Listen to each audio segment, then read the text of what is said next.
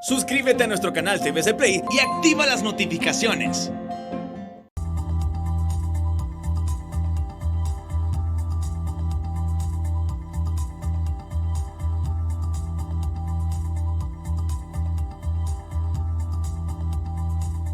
Muy buenas noches, bienvenidos al banquillo, gracias por estar con nosotros. Les saludamos desde los estudios de TSI. Hoy estamos a 40 días de las elecciones y estamos revisando con nuestros entrevistados temas de interés nacional, de país, la visión que tienen los hombres del sector privado. Está con nosotros el abogado Gustavo Solórzano, es parte de la asesoría legal del COEP. Buenas noches, gracias por su tiempo. ¿Cómo está la planificación del sector privado en un tiempo atípico de país? Porque seguimos con pandemia, buscando la reapertura total de la economía, con el tema político, con las dificultades que atravesamos, que no eran comunes hasta hace unos años atrás. Buenas noches, Chendo, y la verdad, muy agradecido de que nos puede invitar para poder conversar de estos temas tan importantes, como usted lo dice. Estamos a 40 días de un nuevo proceso electoral a celebrarse el 28 de noviembre, y esto genera un montón de expectativas, sobre todo para el sector privado. Nosotros, desde hace ya un año y medio que venimos con un compromiso férreo en lo que es el fortalecimiento democrático, porque sabemos que el desarrollo social y económico de Honduras pasa también por el fortalecimiento democrático. Así que le estamos apostando fuerte a todo esto. Vamos a un proceso de elecciones generales que nunca lo habíamos vivido también, porque todavía estamos involucrados con todo este tema de la pandemia, como usted lo señala. Gracias a Dios, pues hoy en día existen o tenemos la cantidad suficiente de vacunas para tener un proceso de vacunación que sea sostenido, y aquí ya más bien depende de la voluntad del ciudadano de poderse ir a vacunar. Esto ayuda muchísimo a un proceso democrático. ¿Por qué razón? Porque promueve la participación de la población. Hay cierto porcentaje de la gente que aún tiene temor de acudir a los centros de votación por el temor a contagiarse de COVID. Sin embargo, este temor cada día disminuye. En cuanto al proceso de reactivación económica, pues vamos avanzando poco a poco. Hemos visto también cómo se vienen dando ciertas medidas que ya no son necesarias, o eliminando medidas que ya no son necesarias, como ser la restricción de circulación de la población, y con esto permitir que sectores que se han visto fuertemente afectados, como el turismo a través de los restaurantes y algunas ventas nocturnas, puedan volver otra vez a reactivarse. Y cierro con esto sin que implique el descuido de la población y sin que implique también el descuido de las empresas en todas las medidas de bioseguridad. Pero poco a poco vamos avanzando. Yo creo en este momento los hondureños en lo que debemos de estar concentrados es en el próximo proceso electoral, a ser vigilantes desde ahora y también ser vigilantes el día de las elecciones, con el objetivo de que tengamos un nuevo presidente a partir del próximo 27 de enero, pero un presidente que haya sido electo y que todos los hondureños sintamos la confianza de que fue el elegido por la mayoría de la población hondureña. Bueno, dicho esto, vamos por partes, abogado Solórzano. Ya es tiempo de abrir todo, obviamente con las medidas del caso, porque habrá que seguirse protegiendo. Pero sí, este es un ejercicio que debe ser ya total a nivel de país. Así es, poco a poco debemos de ir avanzando. Todavía faltan algunos segmentos de la población que vacunar, como por ejemplo los niños. Poco a poco vamos viendo también cómo algunas instituciones educativas comienzan a desarrollar proyectos pilotos por medio de los cuales comienzan a integrar a los estudiantes a la normalidad estudiantil, a volver a clases. Vamos dejando poco a poco también todos esos esquemas de virtualidad que nos han enseñado mucho. Nos han enseñado de que la presencialidad, si bien es valiosa, pero también que tenemos métodos alternativos en el caso de que no podamos estar de manera presencial. Pero definitivamente hoy en día lo que hay que apostarle es al tema de una reactivación plena de la economía, y aquí ya las medidas tienen que ir cambiando, y esto recientemente ha generado mucho debate porque desde el sector privado se anunció de que lo que hay que pedirle a todos los hondureños es que estén vacunados. Y esto no es alejado de la realidad. Estas son prácticas o medidas que se vienen adoptando también en otros países. Y se lo comento, va a llegar un momento en el que Por ejemplo, la clase trabajadora tendrá la obligación de vacunarse. Y dicen algunos, sí, pero es que esto no lo exige la ley. Pues el Código del Trabajo señala de que en su momento la Secretaría de Trabajo junto con la Secretaría de Salud pueden exigir la vacunación para evitar justamente los contagios. Aquí recordemos que el bien superior a proteger es la salud de todos los hondureños.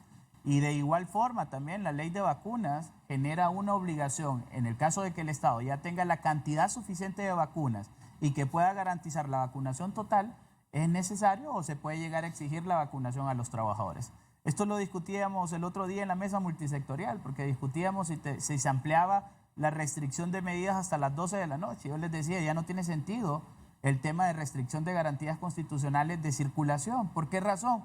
Porque ya la gente ya circula en primer lugar. Es una medida que era una falacia, era una mentira, la gente estaba circulando. Lo que hay que comenzar a pedir es el carnet de vacunación. A la gente hay que motivarla o hay que obligarla a que se vacune.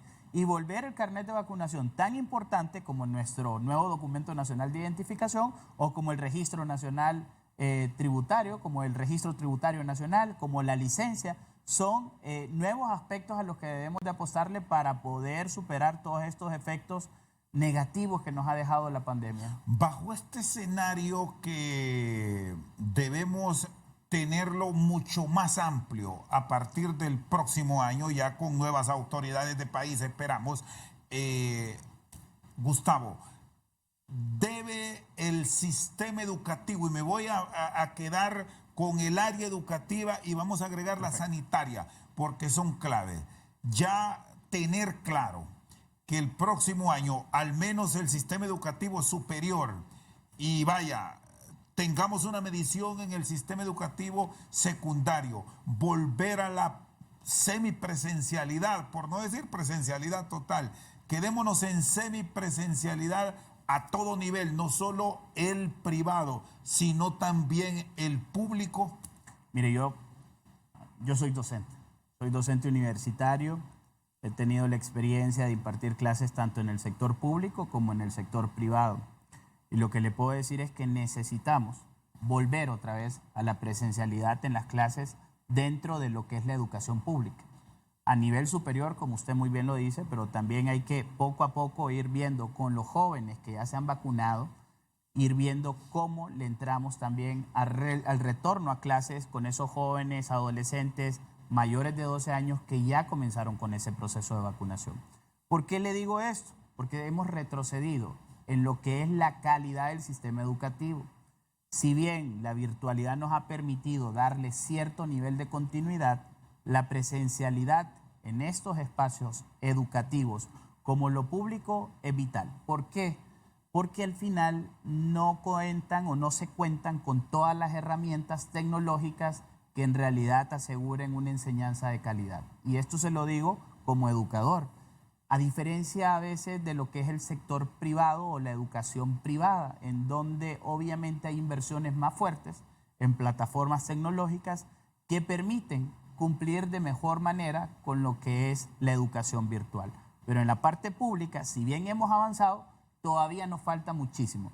Y es necesario entonces de que podamos ir generando esa cultura híbrida entre lo que es la presencialidad, pero sin olvidarnos de lo que es el tema virtual. Anteriormente yo creo que una de las principales quejas de los que teníamos, de personas que estudiamos a nivel superior en la parte pública, es justamente ese divorcio prácticamente con la tecnología. Nos centrábamos únicamente en la presencialidad. La pandemia pues nos deja esa lección. Es necesario también hacer uso de otros recursos como plataformas tecnológicas que sean virtuales, en donde los estudiantes puedan descargar libros, puedan descargar materiales, sin la necesidad de que tenga que estar la inmediación del docente. Sin embargo, también es necesario de que podamos pensar en esa presencialidad, por lo menos para que el docente en la educación pública pueda llegar a impartir sus tutorías, sus clases y al mismo tiempo verificar cómo va ese nivel de aprendizaje del alumno. Hoy en día, de la manera como estamos en el sector público, aprende el estudiante que en realidad tiene ese deseo de aprender, pero no existe esa vinculación fuerte entre el estudiante y el docente. Ahora, Gustavo, de la forma en que se está manejando este tema que implica también decisiones de trascendencia de país. ¿Cómo lo plantea la institucionalidad, la oposición y la sociedad civil como tal? ¿Le convence o hay que hacer revisiones de cara a las grandes decisiones que se vienen en las próximas semanas? Mire, el problema que tenemos ahorita es que deberíamos de estar trabajando en las políticas públicas que rijan para los próximos 4 años. Pero lamentablemente hemos llegado a una etapa en donde hay mucha desconfianza entre todos los actores de la sociedad, ya no digamos entre los actores políticos, que no pueden llegar a definir incluso modelos educativos. Todos hablan de educación, pero no pueden coincidir en sus planes en cuál es el modelo educativo. Deberían de existir, y esto es algo que nosotros desde el sector privado estamos intentando, que los actores políticos que hoy en día están participando pues puedan tener puntos encontrados, como en la salud, en la educación, en los planes de inversión pública, que permitan educarnos, tener una salud de calidad, pero al mismo tiempo gozar de un plan de inversión pública que aliente a la generación de empleo y que también aliente a la atracción de las inversiones. Bueno, muchos de los aspirantes a cargos de elección popular ni siquiera los tienen, no los conocen, no saben cuántas escuelas o cuántos colegios están en buen estado, no saben cuántos hospitales o cuántos trabajadores de la salud requieren un empleo permanente o un contrato. Solo para citar 2 áreas claves, sin entrar a lo económico, que ahí es otro gran problema. Y son 2 áreas claves que son las que tienen secretarías de Estado que tienen el mayor presupuesto en todo el presupuesto general de la República. Si mal no recuerdo, serán entre 28.000 y 26.000 millones, creo, entre la Secretaría de Salud y la otra, la Secretaría de Educación. Más o menos esos son los rangos presupuestarios que manejan, es decir, tienen la cantidad suficiente de recursos para hacer lo necesario e invertir en la salud del pueblo, invertir en la educación del pueblo. Pero como usted muy bien lo dice, hoy en día lo que se nos presenta a nosotros por parte de los candidatos, de los distintos candidatos de todos los partidos políticos, yo todavía a la fecha no he visto de parte de un candidato un plan bien estructurado en donde hayan metas claras y en donde haya un plan cómo se van a ir alcanzando cada una de esas metas. Lo que tenemos es una radiografía o el mismo catálogo de problemas que venimos arrastrando ya desde años anteriores, en donde todos sabemos que tenemos problemas de salud, en donde todos sabemos que tenemos problemas de educación, en donde todos sabemos que tenemos problemas de seguridad, pero nadie nos ha dicho a nosotros todavía con claridad cómo vamos a resolver cada uno de esos problemas de una manera estructurada y durante el periodo de 4 años. El tema de educación, por ejemplo, todos estamos conscientes que el tema de educación, un gobierno de 4 años no lo va a resolver. Sin embargo, un gobierno de 4 años sí puede sembrar la raíz para que eso tenga frutos.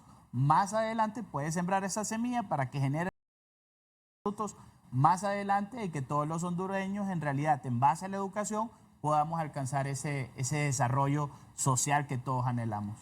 Muy bien, está con nosotros esta noche al banquillo el asesor legal del Consejo Hondureño de la Empresa Privada, Gustavo Solórzano. Vamos a una pausa, ya regresamos.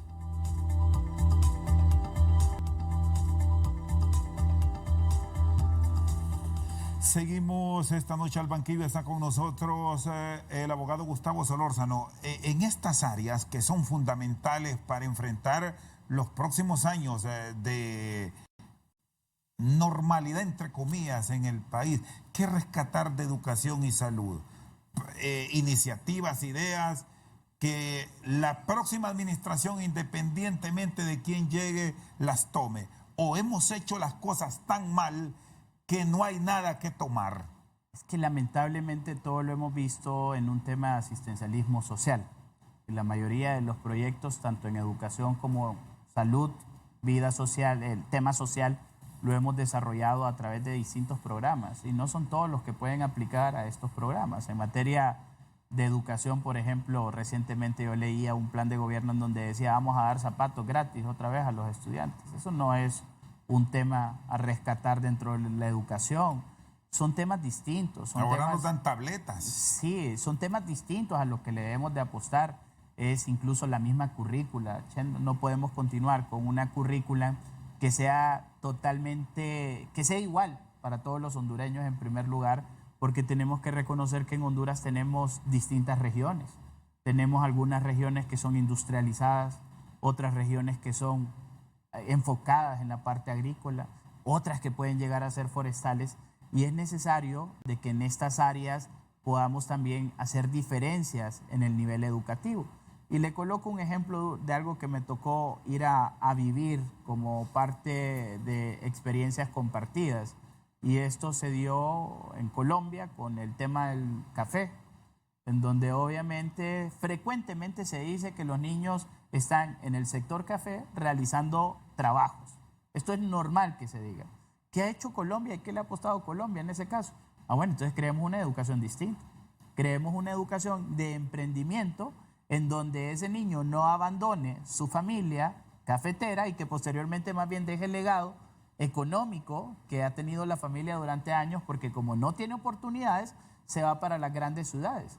Y ellos han generado algo que se le denomina empalme generacional. No es relevo generacional, sino de la manera como el papá que no conocía técnicas de volver más productiva la tierra, las está aprendiendo el niño. El niño está aprendiendo también administración de empresas. Y de esa manera se empalma la generación del papá con la del niño. Este es un ejemplo muy bonito de cómo podemos llevar nosotros programas diferenciados a ciertas regiones del país y que de esta manera el niño no abandone la escuela y que al mismo tiempo contribuya dentro del hogar sin que eso se pueda llegar a catalogar como trabajo infantil. Esa coyuntura que nos pudo abrir espacio en medio de la pandemia no la hemos aprovechado en el país. Para nada, dejamos ir una oportunidad. La oportunidad de la pandemia del último año, desde el 2020, 2021, nos la llevamos enfrascados, lamentablemente. Creo que al inicio del manejo de la pandemia no fue malo. Sin embargo, a razón de actos de corrupción, se cayó todo el esquema de pandemia y esa oportunidad incluso de que el gobierno pudiera salir bien, la desaprovechamos las oportunidades de mejorar el sistema sanitario, desaprovechamos las oportunidades en el mismo sistema educativo en implementar un modelo educativo distinto, aspirando a lo que ya están aspirando otros países en los temas tecnológicos. Así que lo que nos está dejando más bien esto, por el mal manejo que se ha tenido, y esto lo digo con mucho respeto también, porque a veces los gobernantes son susceptibles cuando uno emite este tipo de opiniones, pero desaprovechamos una oportunidad de crecimiento a nivel tecnológico en la parte educativa y también de fortalecimiento del sistema sanitario nacional. Y los entes, Gustavo, llamados a intervenir como protectores de ese bien común de la sociedad, ¿actuaron adecuadamente en el adesentamiento, en la mejora o quedaron a deber? Yo creo que todos, y aquí hablo en general, todos tenemos una deuda con el Estado. Tanto en la parte educativa es necesario de ser más exigentes en el tema educativo, es necesario que nos involucremos más, pero sin embargo hemos llegado a un nivel de conformismo en lo que tenemos y por todo culpamos al gobierno y tampoco asumimos nuestro propio rol, que es muy importante, en donde las organizaciones, sobre todo las organizaciones de sociedad civil, seamos más exigentes a lo que en realidad nos interesa. Nosotros como sector privado, uno de los temas que más exigimos es el tema de formación, y usted lo ha visto, el educativo, pero también el formativo. Parte de esas experiencias que le digo también nos indican de que un buen modelo educativo debería de diferenciar las habilidades de los niños desde temprana edad e involucrarlas rápidamente con lo que son los sistemas nacionales de empleo. ¿A qué me refiero con esto? Chendo, para que vea usted las oportunidades que hemos dejado ir. De que hay niños de que definitivamente el tema de las matemáticas, los estudios sociales, las ciencias naturales no van con ellos, pero de repente sí son muy buenos en actividades manuales y de repente ese niño tiene más fortaleza en esa parte manual, pero aquí nos hemos enfocado en una currícula que tiene que ser cerrada y que hay que aprobarla todos, la misma currícula para todos, y no hemos desarrollado esas otras competencias que pueden llegar a tener los menores. Y cuando le digo de que desaprovechamos la vinculación con el Servicio Nacional de Empleo, es que esos menores son los que hay que identificar rápidamente. El sistema educativo debería tener la capacidad de identificarlos para que los incorpore en la otra parte del modelo educativo, que es la parte de formación profesional. Y dentro de la formación profesional, rápidamente en el Servicio Nacional de Empleo, ubicar a esos menores una vez que ya tengan todas las capacidades, o jóvenes, voy a decir más bien dicho, que ya tengan todas esas capacidades formadas. A hoy, como parte de la asesoría legal del Consejo Hondureño de la Empresa Privada, ¿qué resienten?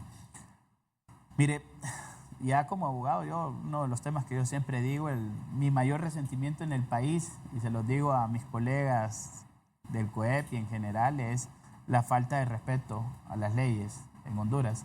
Y este es un buen punto, perdón que lo interrumpa, abogado Solórzano, porque recién una de las quejas frecuentes ha sido la protección de las tierras, la seguridad jurídica a la inversión. Se han presentado reformas, ¿van bien? ¿Están mal? Yo soy muy transparente en lo que digo y en lo que hago.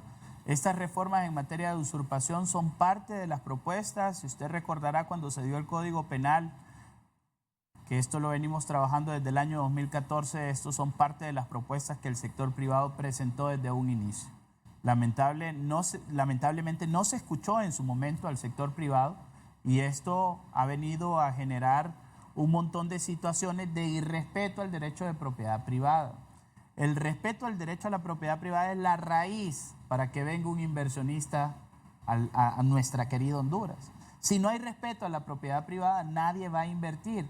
¿Y qué es lo que ocurre? Y le coloco temas, se creó un artículo tan ligero en el Código Penal, si mal no recuerdo, el artículo 378 relacionado con la usurpación, que era un artículo de carácter general y anteriormente la usurpación tenía todo un catálogo de lo que existía. Incluso recientemente, y esto los invito a la gente que ha venido viendo este tema de las usurpaciones, el tema de la detentación del espacio público. Que el tema de la detentación del espacio público es cuando los puentes, los parques, las áreas que le pertenecen al Estado, pues son detentadas por grupos. Esto ya estaba regulado en el Código Penal anterior. Y hoy en día salen de que es algo nuevo, totalmente nuevo, y que es un tema de violación al derecho de protesta. Esto ya estaba en el Código del 83. Y hoy en día, como no lo conocíamos, nos quejamos. He tenido la oportunidad de ver sentencias relacionadas con eso, en donde la sentencia razonada del juez termina señalando en toda su motivación de que anteriormente ese delito sí era delito y que hoy en día con el nuevo Código Penal perdió tal consideración y por lo tanto se absuelve a las personas que estaban siendo acusadas por eso. Esos son los problemas del irrespeto a la ley, esos son los problemas también de lo que es el desconocimiento o la debida socialización de los proyectos. Y ese es problema también de ese poder que muchas veces, creo yo, no voy a llamar corromper, pero sí que nos vuelve ciegos en el sentido de que no escuchamos más allá de lo que nosotros queremos oír o de lo que nosotros creemos que es correcto. ¿Se puede detener en parte esa escalada de invasiones que se venía quejando mucho inversionista y que incluso era una pared para que mucho inversionista local o externo llegara? 4.000 millones de dólares. Eso representan las invasiones en el país. 4.000 millones de dólares detenidas las inversiones a razón de lo que es el tema de las usurpaciones, invasiones ilegales. Nos podemos ir a Támara y en Támara usted comienza a consultar cómo vamos ahí con el derecho de propiedad de la gente. Ya todo el mundo es dueño de todo. Sin embargo, los que acreditan su legítima propiedad de conformidad con la ley, ahí están peleando en los juzgados. ¿Y por qué? Porque no han podido sacar a la gente bajo el delito incluso de flagrancia, a pesar de que se les encuentra en las áreas como invasores, la policía no hacía nada. Y decía la policía, no es que no puedo hacer nada porque si yo vengo y comienzo y desarrollo el desalojo, después me acusan de violación de derechos humanos. Nos vamos al Ministerio Público. No, lo siento, es que yo no lo puedo hacer si no tengo una orden judicial. Me voy al Poder Judicial. Ah, no, lo siento, lo que pasa es que el fiscal no ha actuado. Con esta nueva reforma lo que se crea es un procedimiento expedito en donde la policía puede actuar bajo el delito de flagrancia, el Ministerio Público también tiene la potestad de ordenar un desalojo de la gente que está invadiendo como una medida preventiva y también el juez tiene un procedimiento expedito para que en 48 horas pueda también ordenar un desalojo preventivo. ¿Y evitar el qué? Evitar entonces que este problema que puede durar 3, 4 años, y ahí sí es un problema todavía más grande el desalojo, porque ya lo que existen en esos terrenos son asentamientos humanos. ¿Y cómo evitar que se genere el vínculo político en un caso de estos ahora que justamente vamos a una decisión histórica de país? Porque siempre que se generan actuaciones por parte de la autoridad, viene un señalamiento que habrá quien lo aplauda. Claro. Pero otros tienen un rechazo de inmediato. Y lo entendemos. Incluso nosotros hemos visto comunicados de muchas organizaciones campesinas de derechos humanos que hoy en día se están quejando en relación con estas reformas. Pero lo que podemos decir, esto es una reforma que es necesaria para el sector energía, es necesaria para el sector agrícola, es necesaria para el bienestar del país, es necesaria para la atracción de inversiones y la generación de empleo. El momento, posiblemente nunca vamos a tener un momento oportuno. Pudo haber sido al inicio del próximo gobierno, y el próximo gobierno posiblemente iba a decir, mucha gente iba a decir, ya empezó mal, ya empezó favoreciendo a determinadas personas.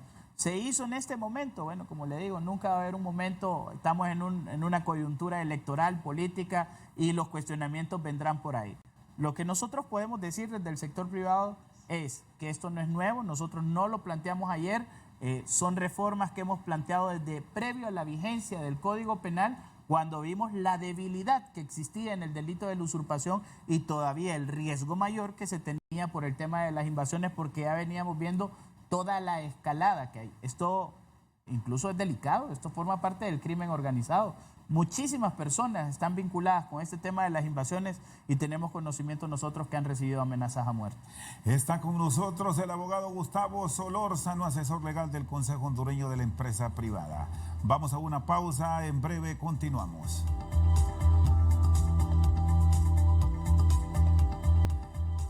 Seguimos al banquillo, esta noche con nosotros el abogado Gustavo Solórzano. ¿Qué tan atractivo tenemos el país para la inversión? Y no solo nos quedemos con la externa, también la local, porque a pesar de la pandemia ya hay apuestas a poner plata en ciertas áreas de la nación. Lo voy a concluir en que hemos fallado, voy a partir de la conclusión. Hemos fallado, no hemos sido nada atractivos en el tema de inversiones.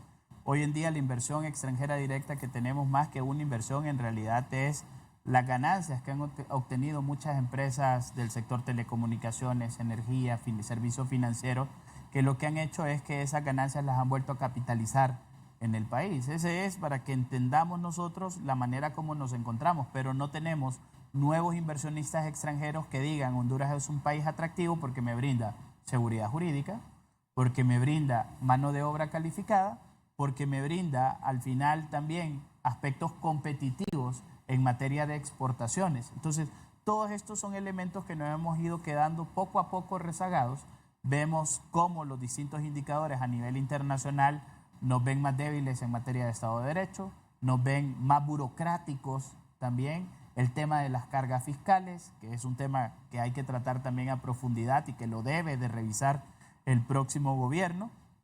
Y también es un tema en donde no estamos apreciando de que exista una mano de obra calificada. Todo esto hace un ambiente o genera de que, bueno, más bien no hace un ambiente, no crea el ambiente necesario para que atraigamos inversiones. En cuanto a los inversionistas nacionales, yo le diría, son los mismos sospechosos. Es la misma gente la que está invirtiendo. Al final, nuestro tejido empresarial está compuesto sobre todo por micros y pequeñas empresas.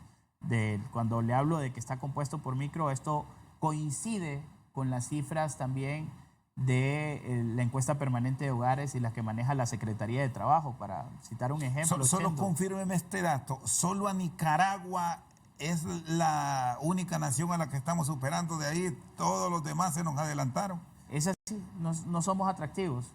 Y yo creo de que el próximo proceso electoral es un aliciente y tenemos condiciones también a nivel incluso geopolítico. Hay muchos inversionistas extranjeros que están pendientes de lo que va a pasar en Honduras y quién puede llegar a ganar en Honduras, y que esa persona que gane, sea hombre o mujer, el que gane, cree condiciones de seguridad jurídica. ¿Cuál es la gran reforma que le piden a los políticos? Y quizás aquí con las disculpas de quienes aspiran, porque tienen todo el derecho, esta es una petición para 3. Claro. Y aquí es, en primer lugar, respeto a la propiedad privada. En segundo lugar, tienen que hacer una revisión del tema tributario en el país. Es necesario que revisemos. Tenemos la presión tributaria más grande de Honduras, más grande de Centroamérica. ¿Qué es lo que ha provocado esta presión tributaria? Ha provocado entonces que muchas empresas, en vez de estar dentro de la formalidad, acudan a la informalidad. Y ese era el punto que le iba a dar.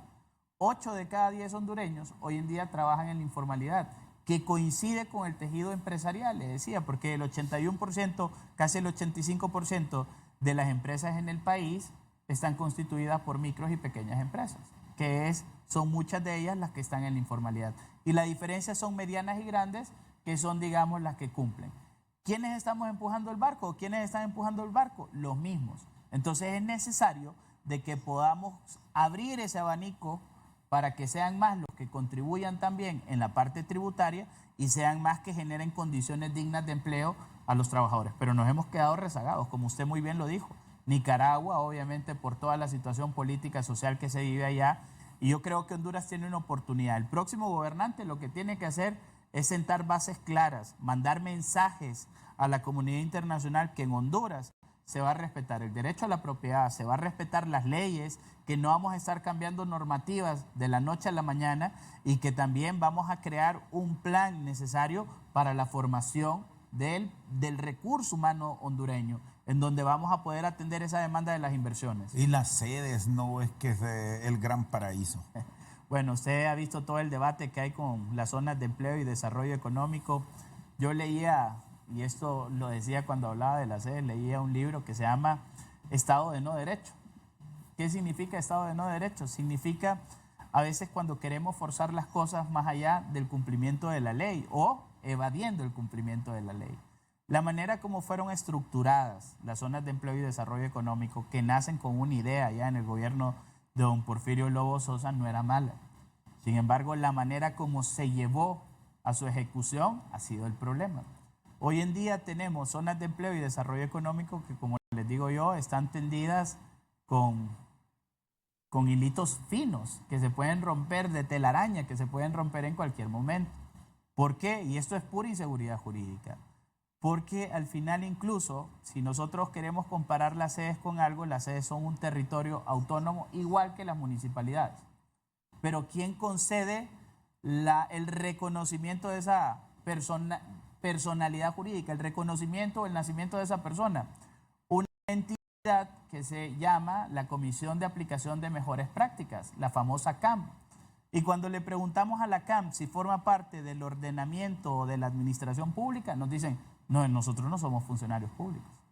Entonces, ¿cómo es posible que un ente que no forma parte de la administración pública dé el reconocimiento de personería jurídica o de personalidad jurídica a un espacio territorial en donde se pueden crear sus propias leyes, en donde tienen su propia forma de actuar? Entonces, cualquier inversionista, así se lo digo, que pueda hacer o solicitar un análisis extranjero o nacional, creo yo de que sería limitado a desarrollar inversiones en una zona de empleo y desarrollo económico. Bueno, y también por lo político que representa. Bueno, recién el fin de semana hubo toda una polémica que han aclarado ahora, pero lo que trasladaron es que andaban ofreciendo el territorio en el extranjero. Y son cosas que creo yo, y usted hablaba de los momentos, sabiendo toda la situación política, todo el tema incluso de división dentro de la sociedad que ha generado este tema de las zonas de empleo y desarrollo económico, son acciones que no deberían de darse por parte del gobierno en este momento. ¿Qué es lo ideal ahora en el tema de una transición de un manejo tan complejo?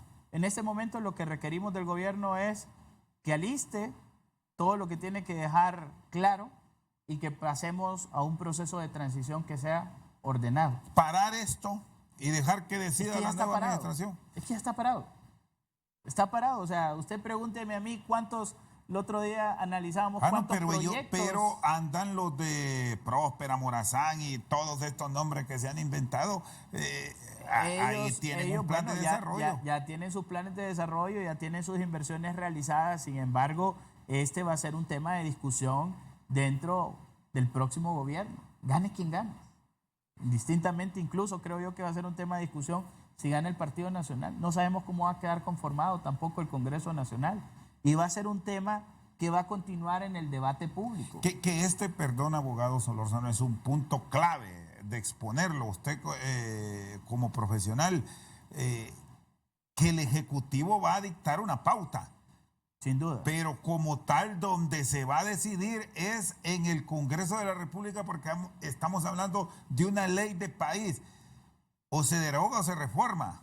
O se deroga o se reforma, y esa reforma... O sigue como está, pues. Seguir como está para mí, en mi consideración jurídica. ¿Eso lo descarta usted? En mi consideración jurídica, seguir como está no va a ser atractivo absolutamente para nadie. Yo creo que hoy en día, incluso los que tienen inversiones en zonas de empleo y desarrollo económico, han de preguntarse por qué me metí a esto. ¿Qué percibe? ¿Qué es lo ideal? ¿Reformar o derogar?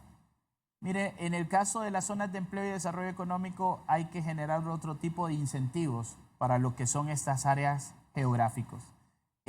Las zonas de empleo no son nuevas. Usted visite las zonas de empleo en Guatemala, visítelas en Ecuador y va a ver que tienen un contexto totalmente distinto. Son espacios geográficos en donde se desarrollan inversiones, y esas inversiones lo que gozan son de incentivos fiscales. Pero aquí no. Aquí lo que gozan de esas zonas especiales es de autonomía pura. Y cuando hablo de autonomía pura... Genera mucha incertidumbre. Es autonomía pura, porque aquí bajo el alegato de que hay que brindar seguridad jurídica, entonces creo, por eso es que nosotros en nuestra opinión de COEP señalamos de que eso es crear un Estado dentro de otro Estado. Porque dice, no, es que como... Y ahí es donde vale aquello. En Honduras no se cumplen las leyes, en este pequeño espacio territorial nosotros íbamos a hacer que se cumplan las leyes. ¡Ey! ¿Qué es eso? No puede ser. Las leyes deben de ser parejas en todo el territorio nacional. Nosotros no podemos tener, por ejemplo, códigos penales especiales para una determinada zona. No podemos tener, por ejemplo, un código tributario especial para una determinada zona. Yo no sé si usted ha tenido el tiempo, por ejemplo, de navegar ahí en las páginas web de estas zonas especiales de desarrollo. Tienen hasta sus propios códigos de trabajo. Y ahí ya el sector trabajador pues seguramente no lo ha visto, pero tienen normativas distintas a la del Código del Trabajo, que conforme a su artículo 2 es de orden público, es decir, que aplica en todo el territorio nacional. Muy bien, está con nosotros el abogado Gustavo Solórzano, asesor legal del Consejo Hondureño de la Empresa Privada. Vamos a una pausa y ya regresamos.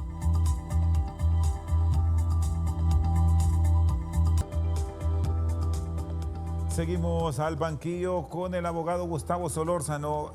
Temas económicos de discusión de las últimas horas. ¿Qué visión tiene el sector privado de subsidiar, no congelar el tema de los combustibles que están ahora mismo con alzas casi que frecuentes los últimos 3 meses? Bueno, mire, con todo este tema de energía, porque al final todo esto es un problema del sector energía. Los combustibles forman parte de ese sector.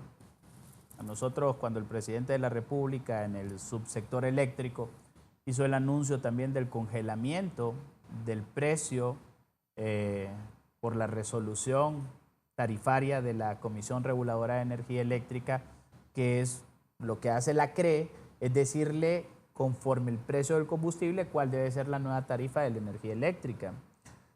Los subsidios es lo que manda la ley.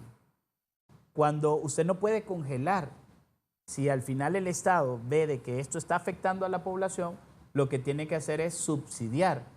Y aquí la pregunta es, ¿tiene el Estado esos recursos? ¿Qué va a hacer el Estado para subsidiar eso? Porque cuando hablamos de subsidios, es de que es el Estado el que tiene que colocar esa contraparte para que la población no se vea afectada. Hoy hablaban, Gustavo, de una economía robusta. Economía robusta, bueno, habrá que... Planteado por el Ejecutivo, ¿va? Yo solo le traslado. Habrá que verla. Mire, yo lo que le puedo decir de la economía hondureña es que tenemos serios problemas. En la economía hondureña hoy en día es sostenida sobre todo por la macrofinanza del país, en el sentido de que tenemos algunos sectores que todavía continúan fuertes y son los que generan esa fortaleza, digámoslo. La macroeconomía del país, no podemos decirle que el Estado la ha llevado mal, lo ha hecho bien. Sin embargo, en la parte de la microeconomía es que tenemos serios problemas, porque no hemos logrado, y veamos las encuestas, veamos los indicadores, Pasamos en 8 años prácticamente de un 62% de pobres a 70% de pobres. Generar este tipo de incentivos a la población en un momento político, y si vemos más allá, ¿cómo está el presupuesto del próximo año de elevado? ¿Qué nos puede representar? Nos puede representar, es una bomba de tiempo. Posiblemente todos han anunciado de que para el próximo año no van a haber incrementos en los tributos, pero en la medida de que esto se vuelva insostenible, la única manera de poder financiar el presupuesto va a ser viendo o apuntándole a ese tema de más impuestos. Y el tema de más impuestos no es que no querramos pagar más, es que Honduras ya es el país de Centroamérica que más impuestos paga, pero el crear más impuestos no es que obliga a todos a pagar. Ahí prácticamente es entrar en una ruta de olvidarnos de la inversión.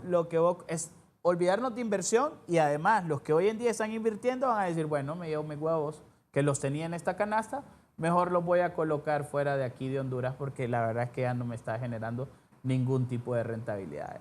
Y endeudarse más es casi que misión imposible. No es ninguna opción. Además que con el tema del presupuesto, y usted lo puede ver, si eso es público, metámonos a la página de la Secretaría de Finanzas, nos vamos a dar cuenta que tuvimos un presupuesto de 265.000 millones y que la ejecución no llegó ni al 60%. Entonces es ahí donde nos preguntamos, y que posiblemente llegar a alcanzar hasta un 70%. Entonces es ahí donde nos preguntamos, estamos generando un incremento en el presupuesto, pero el mismo gobierno no es capaz de ejecutar lo que ha presupuestado. Entonces, ¿para qué incrementar el presupuesto? ¿Y qué cuidado se debe tener en este manejo? Porque ya hoy lo han adelantado. Sabemos que la posición de muchos sectores ligados a la inversión es congelamiento no, pero subsidio sí.